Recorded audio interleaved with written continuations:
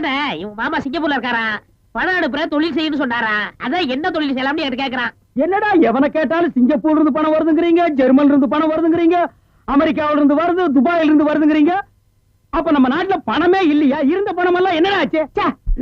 சின்ன பையன் கேக்குறான், நல்ல வார்த்தை 4 வார்த்தை சொல்லுங்க. வருஷத்துக்கு முன்னால நான் இதே மாதிரி ஒரு கதை எழுதினேன். அந்த கதைக்கு 2 பேர் வச்சிருந்தேன். ஒண்ணு வாழைத்தோப்புக்குள் வளவடா, இன்னொன்னு கொய்யா தோப்புக்குள் கொலகொடா. அந்த கதையில ஹீரோயினை மடக்கிறதுக்காக ஹீரோ ஐடியா பண்ணுவான் பாரு. என்ன பண்றது? அப்படி கேளு. எப்பவுமே சாமியார பாக்குறதுக்கு முன்னால அவங்க மாமியார பாக்கணும். இந்தியா மேல உங்களுக்கு அவ்வளவு லவ்வா?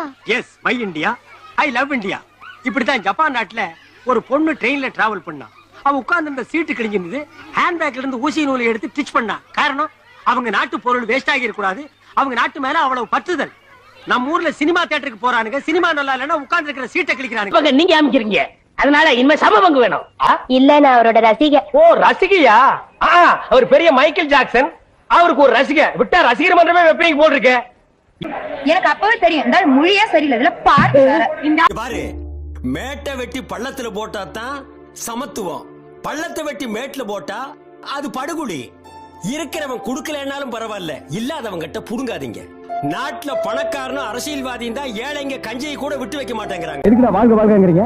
இன்னைக்கு உங்களுக்கு பிறந்த நாள்னு, அதுக்காகத்தான். ஏயா, நான் என்ன கட்சி தலைவனா இல்ல வட்டமா மாவட்டமா? இந்த பிறந்த நாள் தெரியாமலே பிறந்த நாள் கொண்டாடுறது